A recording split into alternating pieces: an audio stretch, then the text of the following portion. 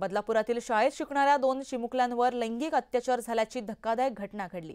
या प्रकरणी आरोपी अक्षय शिंदेला 24 ऑगस्टपर्यंत पोलीस कोठडी सुनावण्यात आली आहे।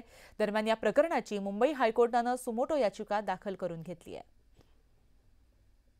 बदलापूर लैंगिक अत्याचार प्रकरणी मुंबई हायकोर्टात गुरुवारी सकाळी तातडीची सुनावणी पार पडली।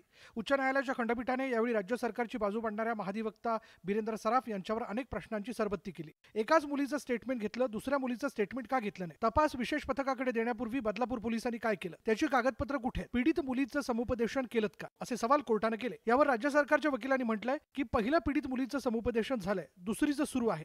21 ऑगस्ट रोजी एसआयटी स्थापन झाली। संबंधित पोलीस ठाण्यातील 2 अधिकाऱ्यांना निलंबित करण्यात आले। घटना लपवल्याबद्दल शाळेवर कारवाई करणार आहोत। यानंतर हायकोर्टाने राज्य सरकारला याबाबत सविस्तर प्रतिज्ञापत्र सादर करण्याचे निर्देश दिले।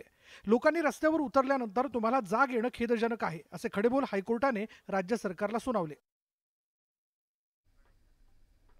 बदलापूरच्या बाल लैंगिक अत्याचाराच्या घटनेच्या पार्श्वभूमीवर विरोधक हे चांगलेच आक्रमक झालेत। या प्रकरणावरून विरोधकांनी सत्ताधाऱ्यांना घेरलंय। महिला सुरक्षेचा प्रश्न उपस्थित करत विरोधकांकडून लाडकी बहीण योजनेवरही सवाल उपस्थित केला गेलाय। त्यातच बदलापूर लैंगिक अत्याचार प्रकरणाला आता राजकीय वळण लागण्याची शक्यता नाकारता येत नाही, कारण महाविकास आघाडीनं बंदची हाक दिली। येत्या 24 ऑगस्टला राज्यात महाविकास आघाडीनं बंद पुकारला। माजी मुख्यमंत्री उद्धव ठाकरेंनी जनतेला बंदमध्ये सहभागी होण्याचं आवाहन केलं। बंदमध्ये कोणताही राजकीय अभिनिवेश नाही आहे।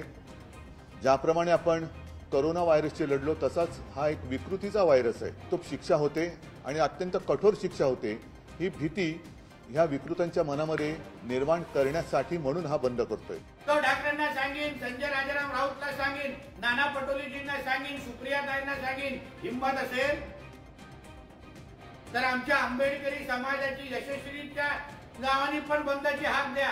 त्यामुळे 24 ऑगस्टच्या महाराष्ट्र बंदवरून राज्यात राजकारण तापल्याचं पाहायला मिळतं। इतर काही बातम्या आपण पाहणार आहोत, पण आता वेळ झाली एका छोट्याशा विश्रांतीची। तुम्ही कुठेही जाऊ नका, पाहत रहा न्यूज 18 लोकमत।